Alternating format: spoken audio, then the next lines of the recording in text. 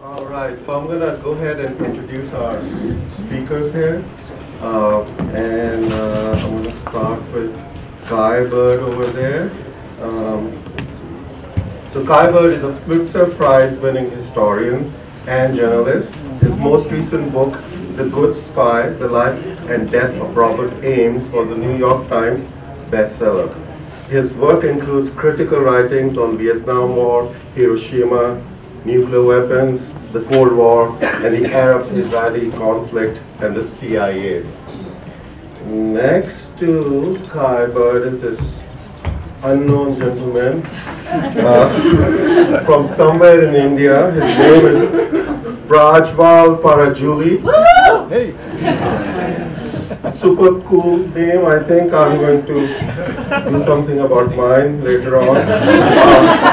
Prajwal Parajuly is a son of the Indian soil. Now let me just go back to the introduction here. So son of an Indian father and a Nepalese mother. He made his literary debut with the Gurkha's Daughter, a collection of short stories that was shortlisted for the Dylan Thomas Prize in the UK and longlisted for the Story Prize in the US. Land Where I Flee, his first novel, was published in 2015 to international acclaim. Parajuly's writing have appeared in the New York Times, Guardian, The New Statesman, and on the BBC.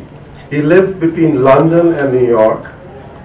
He is currently the, and this is super cool, Clayton B. Ofstad Endowed Distinguished Writer-in-Resident at Truman State University in Kirksville, Missouri. All right, so that's Prajwal, and we're going to go to our Manjushree Thapa.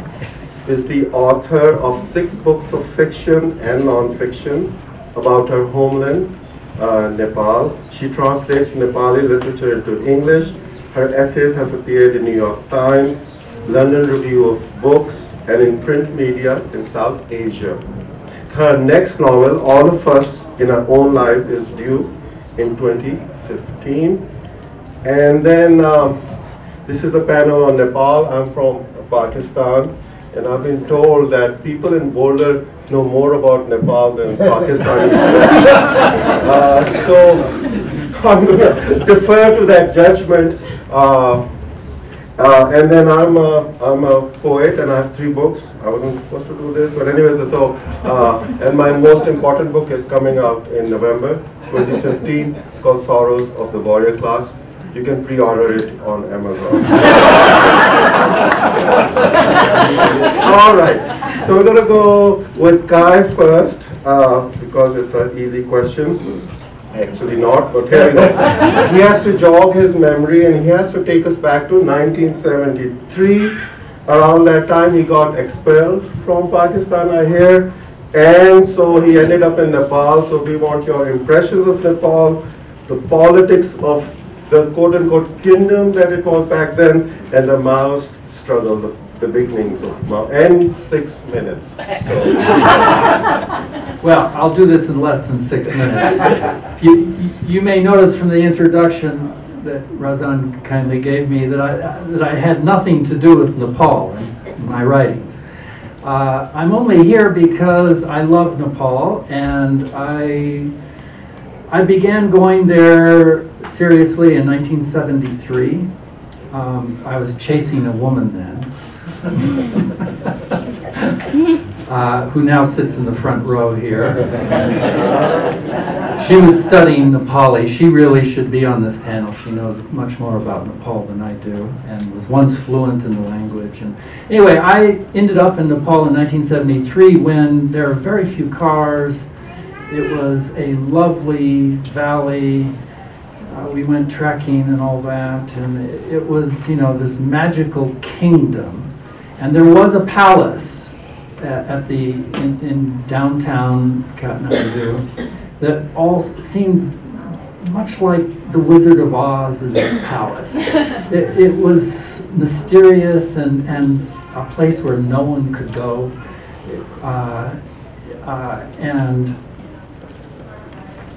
I was then an aspiring young journalist trying to freelance for the Far Eastern Economic Review out of Hong Kong. And I actually got a press pass from the government of Nepal, the Kingdom of Nepal, and tried to get an interview with the king. It never happened. But Susan and I wrote a story in the Far Eastern Economic Review in that year based on some interviews with students in Tribhuvan University and sort of some local politicians from the Nepali Congress. And we got an interview with B.P. Corella, who was then a legendary revolutionary sitting in Varanasi, directing the revolution from across the border. And his brother, I think, had recently hijacked an airplane and successfully absconded with millions of rupees.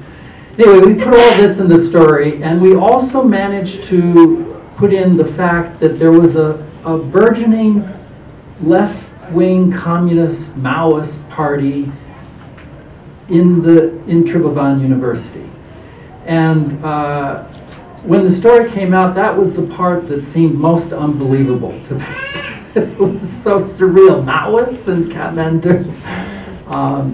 Well, lo and behold, many years later, the Maoists did emerge. And in 2006, after a terrible, brutal civil war in which 18,000 people were killed, in 2006, they finally came out of the jungle, out of the mountains, so to speak, and Sue and I arrived back in Nepal in 2007 to witness this growing sort of reconciliation, and they were about to write a constitution. They were about to have elections. Sue was involved in the middle of all this as the director of the World Bank there. And I couldn't write a word about it because I would get in trouble with her.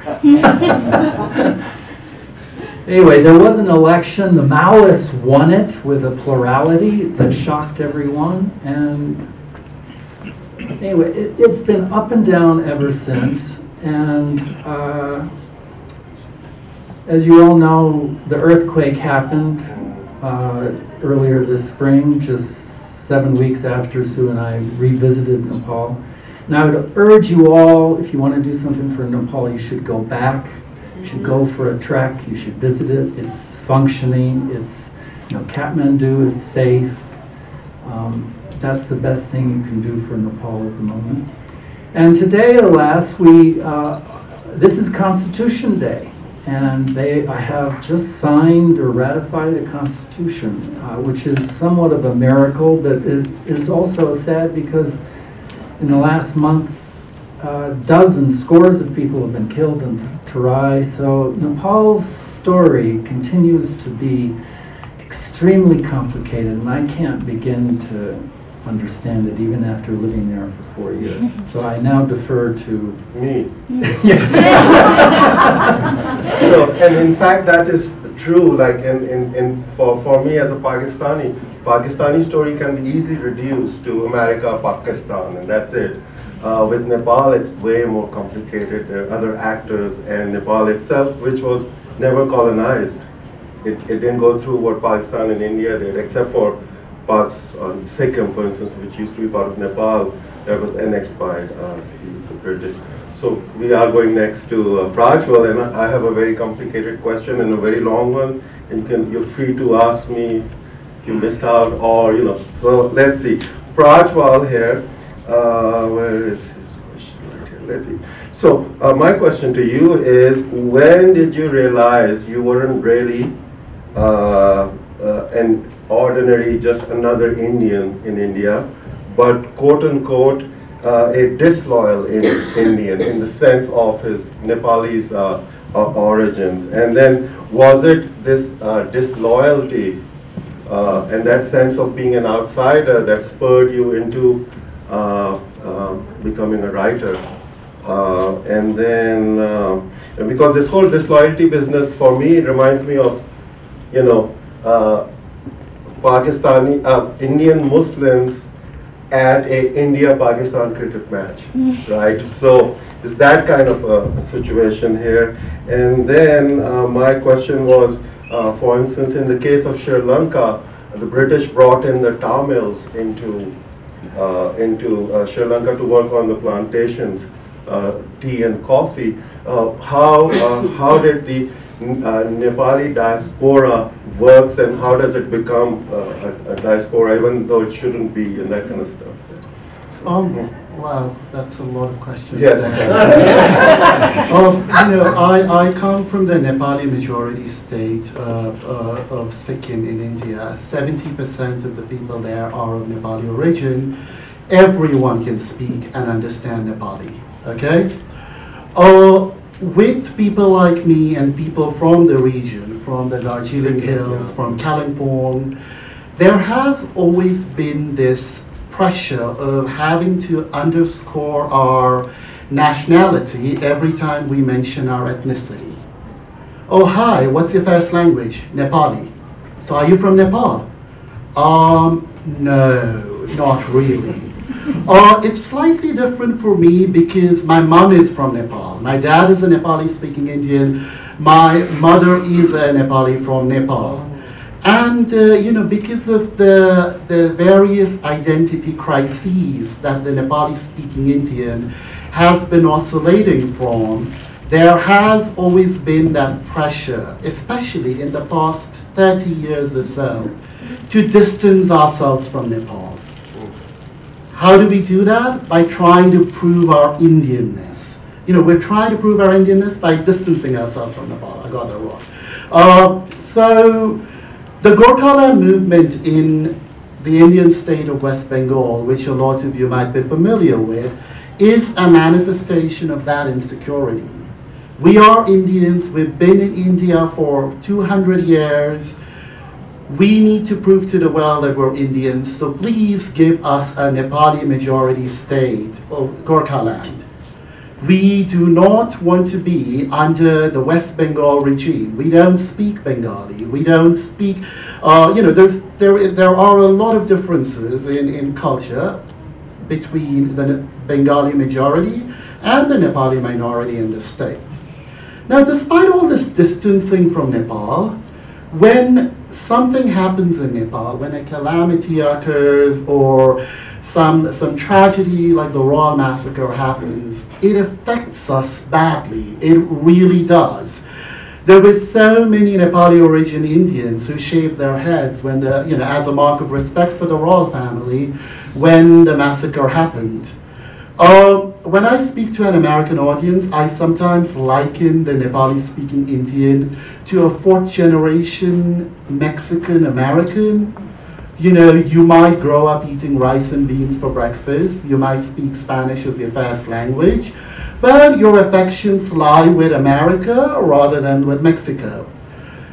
That is somewhat true for the Nepali-speaking Indian, except at moments like this one. You know, Manju will be talking in detail about the new constitution, and you know, so we feel deeply when we realize that Nepali women are not given the same placement in their constitution that Nepali men are, and you know, that's when we realize how much more Nepali we are, or Nepali we are, or you know, the kind of association we have with the Nepalis of Nepal, then we usually pretend not to.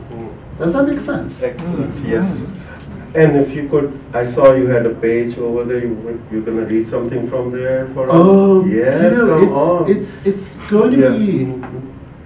okay, it's really short, so don't be leaving your seats yet. You know, this is a family of Nepali-speaking Indians, and it will give you an idea of the various kinds of Nepalis there are in this world, okay? We have now become a family of Nepali-speaking people from everywhere. Kalimpong, in the troubled Darjeeling district, where hope should have reigned supreme, in Jai Gurkha land, but has over the years been edged out by desperation. Nepal, where my mother was from, and where Manasa was married. Gangtok, the capital of Sikkim, our home. Bhutan, well, sort of, where Bhagwati married. We're now from America, from England, from everywhere. People from different places speaking the same language across 7 seas. I, citizen of the world, not quite. Nepali speaking Indian, Indo-Nepalese, Indian of Nepalese origin, Gurkha or Gurkha or Gorkhali, terms gaining rapid popularity to describe the Nepali in India. Words embraced to chisel out our own identity, to distance ourselves from Nepal. Old words with new meanings. Words meant not to confuse our ethnicity with our nationality. Hoping the association that comes from sharing our name with those valiant soldiers doesn't spawn a different kind of identity conundrum. Bhagwati, Nepali-speaking Bhutanese, Lotchampa, Nepali-speaking former Bhutanese, Nepali-speaking refugee, formerly Nepali-speaking Indian, now Nepali-speaking refugee who is almost American and travels on refugee travel document and lives in Boulder, Colorado. Manasa, Nepali, formerly Nepali-speaking Indian, now Nepalese, anglicized or Sanskritized, one and the same thing. The holder of a non-electronic passport. Okay, that's changed now, right? Okay, all right. They're almost a Brit, soon to be owner of the powerful Burgundy passport with the fancy coat of arms. Agastya and NRI, a non-resident Indian, or non-resident Nepali Indian, Indian about to leap over. Insufferable green card holder, poster boy of upper middle class South Asian aspirations, impatient bearer of an Indian passport that will soon be replaced by an American one, the former to be hidden, the promise to be turned over to the authorities, to be flashed on trips to Bhutan, where being non-Indian means having to shell out a pretty penny. Thank you.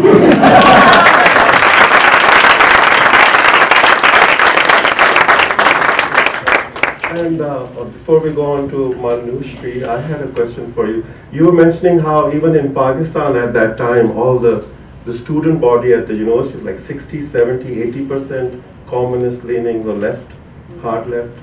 In Kathmandu. But not in Pakistan. Not in Pakistan. How come? Okay, so in Kathmandu, wow, amazing. And not in India too at that. And not 60%, no, it was a small minority. Oh, I thought in Kathmandu. I got all excited. Of leftists? No, there was Congress Party support was majority in the 70s. But there was this very small burgeoning group, and you know, it might have been 10% that was that leftist. Yes. That's still pretty good, I think. Okay, so now to Manjushree, and I have a sorry, I'm from Pakistan. We don't have people like her. Manjushree, sorry. Thapa, I can get that very well. So tell us something about your next novel. I don't know if you were ready to do that. Today is a very emotional day for me. I would rather talk about Nepal. Okay, so then here we go. What is wrong with, so I was going to ask her about the translation, all of that, we're ditching it, and we're moving to what is wrong with the brand new so-called secular Nepali constitution that was rectified in Kathmandu this week. Why are the different ethnic minorities protesting against? And my guess is also the majority is probably the educated people are also. And then I think the answer was... Well, okay, what happened today is that the president of Nepal promulgated a constitution that was passed by a 2/3 majority, quite a large, comfortable 2/3 majority in a democratically elected constituent assembly. So, you know, if you follow form, people should go along with the process. This is democracy in action. What's I think happened, and for me this is a very deeply personal issue, so sorry if I rant a little bit, is there are many kinds of Nepal. I mean, what Prajwal talked about already indicates that all of the sort of political schisms in Nepal from the early 70s on, from the 60s, 50s, 30s on, there are many different kinds of Nepal. Nepal has more than 100 ethnicities and caste groups and more than 100 languages. The government has always been, or the state has always been led by a very small couple of elite castes, and I am from them, so they're not far away from us.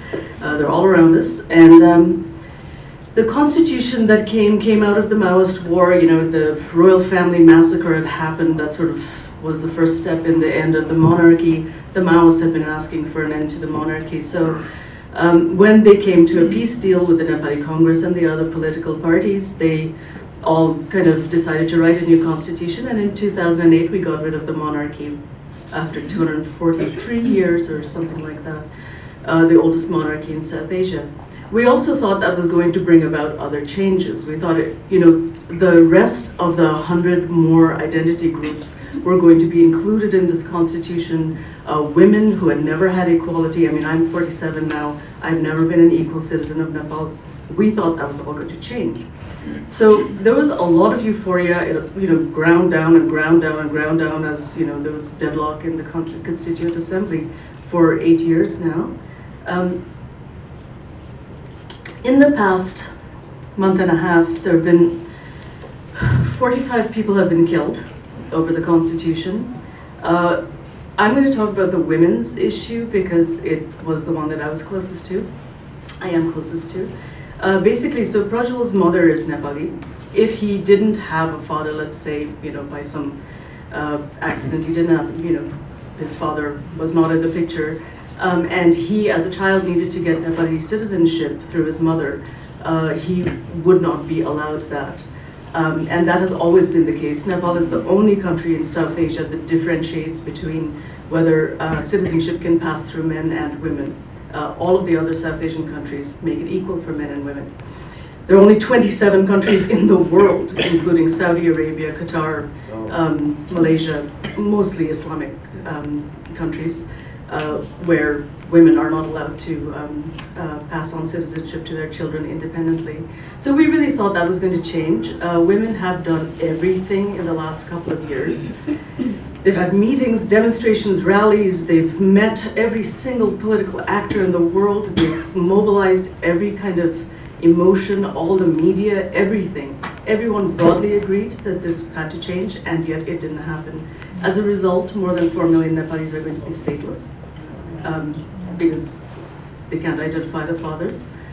This doesn't impact me personally. I am a Nepali citizen. I don't have children, thankfully, so they're not vulnerable to this.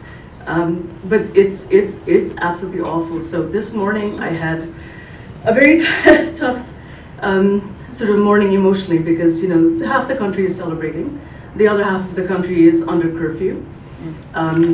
There's a lot of mourning going on in the country.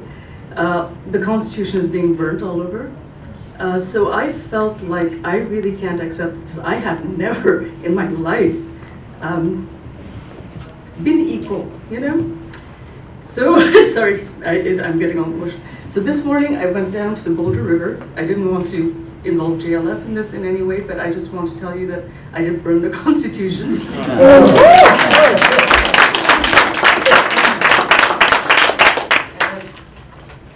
Brought some of the ashes. I bought a copy of the clauses that make women second-class citizens, and I brought some matches. Obviously, we're not going to burn this in the library. But if anyone would like to go and burn it afterwards, please. This is my gift to you. That end of rant, sorry. Okay, can I get back to so when you're translating, are these the translations here? Okay, so my question was, when you translate from one Nepali language into English, you actually translating for Nepali readers in a very real sense.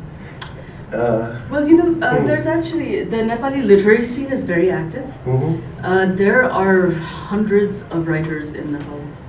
And, you know, constant book releases, poetry readings, everyone is a poet. It's actually a very fertile literary landscape. And of course, Nepali is the dominant lingua franca, and most literary production happens in Nepali. But there are a lot of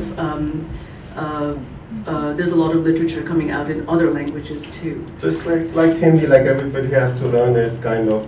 But the other languages have a real life of their own. With your permission, I'm just going to read one poem. Yeah.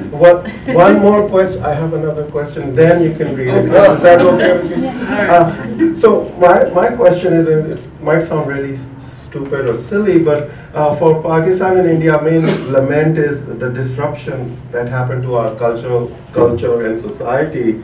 And Nepal that never had that experience of colonialism. And I thought maybe your Nepali literature might be of true worth and benefit to readers in Pakistan and India, perhaps because it still has a pristine element of continuity that are disrupted, maybe, and I'm just making it sort of does, except that it's the root of it is Hindu law, and so this bigotry about women is entirely related to the Hindu view of women as not being, as sort of just being vessels for men's identities to be passed down. So it's very related to the Hindu patriarchy. So yes, there's a continuity in Nepali law, and it's never been disrupted by global and systems. Literature too, and literature. In literature,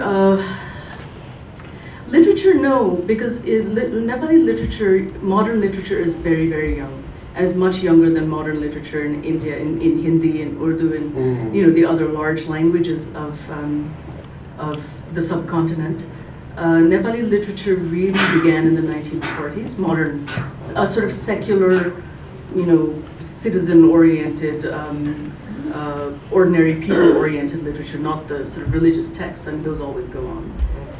So it's quite young. So very good art. And the spirit of Nepali literature is, one of the things I feel really lucky as a writer. I mean, obviously I write in English. I studied in the US, went back and lived in the state, in Nepal. I've spent half my life there, and one of the things I found most productive is that the Nepali literary milieu is deeply political, is very progressive, is really kind of in revolutionary fervor. And so I've found that really productive to me, because I feel like I'm living in a country that's changing constantly and just will not find a stable footing. Will not settle for anything. Will not settle. Yeah. And so the same thing has now happened. This is the 4th constitution we've had in my lifetime alone. And this is probably not going to last. People are very angry about it. Hopefully. Hopefully. Yes. So okay, I'm just going to read one poem that I think really embodies the spirit of Nepal right now. This is a poet. I translate. In addition to writing my own work, I translate Nepali literature. This is a poem written by a Tamang poet called Prajwal Parajuly, and he wrote it in the Tamang language, which is a Tibeto-Burmese language that I don't understand, so I translated it from the Nepali translation of it. The Tamang community in Nepal is one of the poorest ethnic communities in the world. I mean, in the country, even though they're right around Kathmandu. They've been deeply sort of exploited by a very extractive ruling elite in Kathmandu. And this earthquake that happened last April really affected their communities the most. It has been really a decimated community, the Tamangs. This poem, many Tamangs come into Kathmandu and work as day laborers or as porters. And so this one is about a porter. It's a sort of call to arms to a porter called Asyang. And it's called Asyang, Think for Yourself. Those souls of yours which steer rickshaws must now steer the country and the universe. Your tireless hands which shove load carts must raise your own culture and people. Deceived sometimes by religion and sometimes by your facial features, seek now the sky of your own sunrise. Seek out feet which will take you to high peaks. You too are a person like others.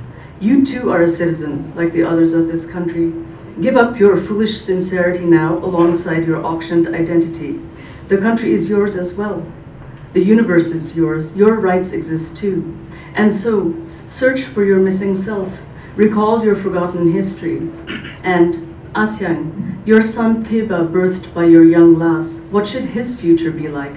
Think about this for yourself.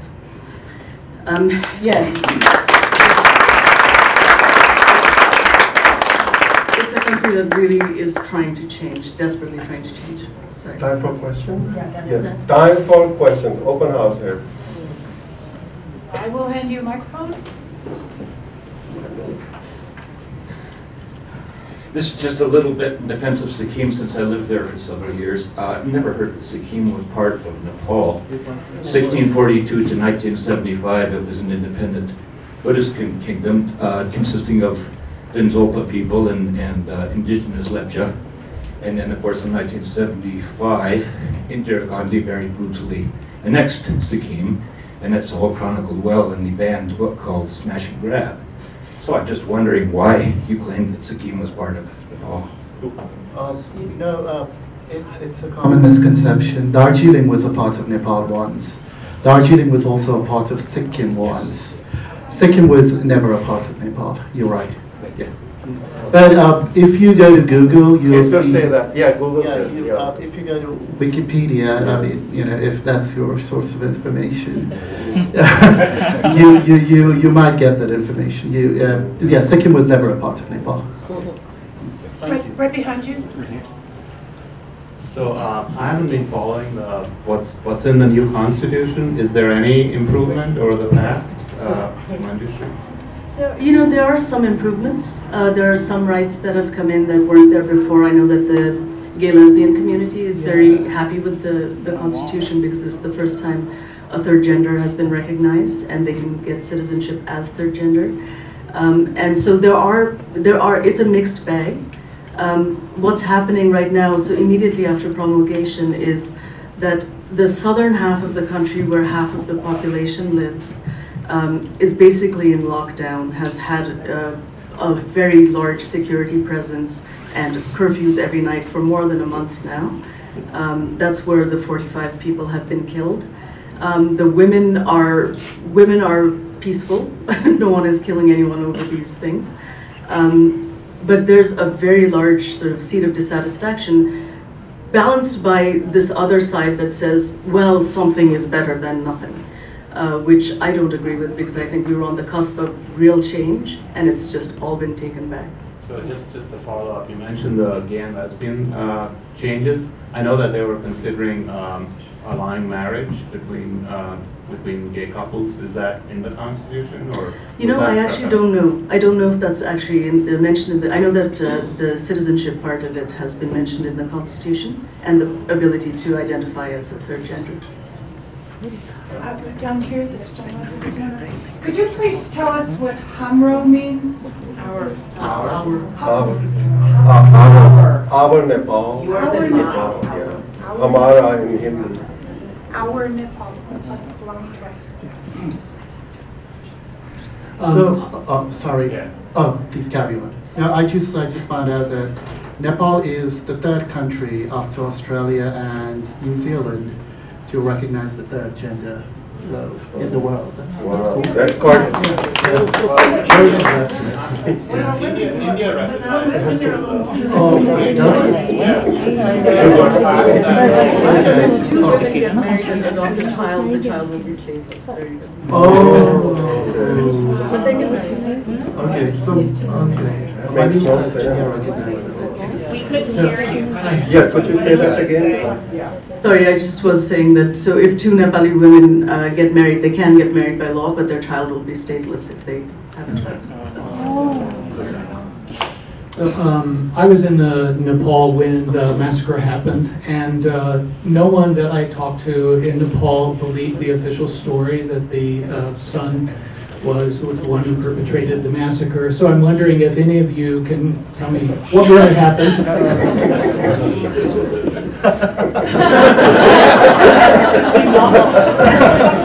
This is a matter of great argument with my partner, Daniel, who was the BBC correspondent in Nepal at that time and reported this story as the world saw it. I wrote a book called Forget Kathmandu, and I was anti-monarchy from the get-go, so I felt that it was important to keep alive the narratives that acknowledged that there were holes in the official story. So the official story is that the Crown Prince was, crazed, couldn't marry, or crazed by love, couldn't marry the woman that he loved, and shot his entire family and also conveniently himself, leaving one uncle to inherit everything. And nobody believed it at all. Everyone believed the conspiracy theories. I wrote the book to record that everyone believed the conspiracy theories. I do not know what happened. But Daniel feels like he knows what happened.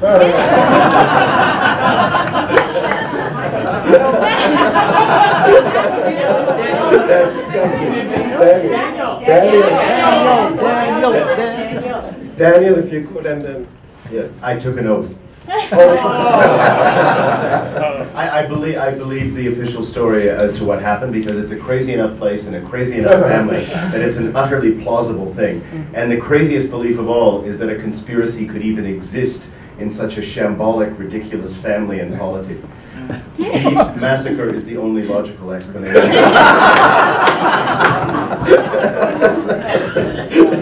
Well, I was just going to add, while I was living there in Nepal in 2007 to 2011, I would occasionally ask my Nepali friends what they believed, and no one believed in the whole belief. It was incredible.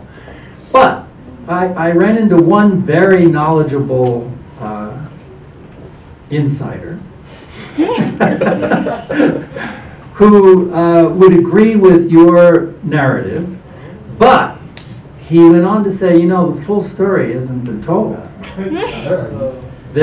And he suggested, as far as I could see, he was suggesting that the Crown Prince did not kill himself. That's almost certain. Yeah. And that there was a guard who did it. Yeah, who's come back from Australia recently, a very well man. So yes. This is true. Yes. Wow. Oh, no, I don't know if he killed him or not. He left for Australia the day after the massacre. One of the military aides de camp who was on duty in the palace. And returned from Australia, I believe in 2006. The massacre was in 2001. Having a degree in information technology and a business already set up for him in Kathmandu. So yeah, that's why people think that he didn't. Also, Dipendra, the prince, was right-handed. The entry wound was here and the exit wound was here. And he was using long-barreled assault rifles, although he did have a Browning 9mm near his belt. So it looks improbable. And he's supposedly drunk and stoned. It's a great story. It's a great story. Who was going to write that story?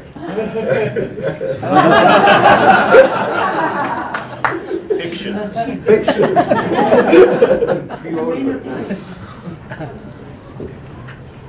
That wasn't the first massacre either, though.